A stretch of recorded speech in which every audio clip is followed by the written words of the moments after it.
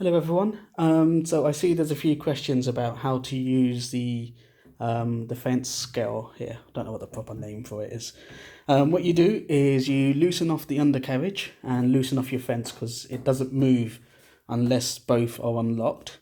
And then you slide it out so this little orange marker here lines up with 0. Now this isn't going to be hugely accurate just because I'm doing it one-handed.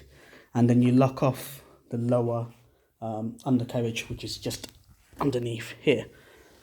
So what you do now is there's two scales on this side. You've got the upper in the red and you've got the lower, which is 5 centimeters less. And what those correspond to is, let's say for instance, I'm going to set this to 10 centimeters.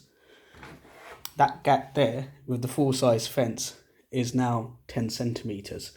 However, if you are using the thin cut fence or the rip fence or whatever it's called, which attaches via these two little holes here, you then use the lower markings in the black, and that's 5 centimeters less, so that is now 5 centimeters.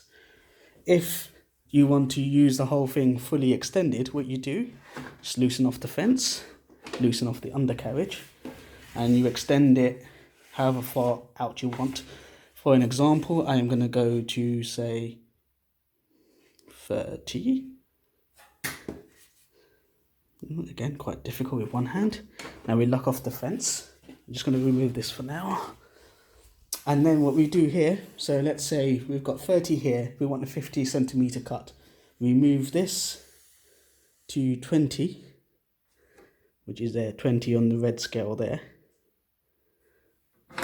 And the way you do the maths is now 30 plus 20 on this side equals 50 centimeters. If I had an extra pair of hands, I will show you that that does measure 50 centimeters.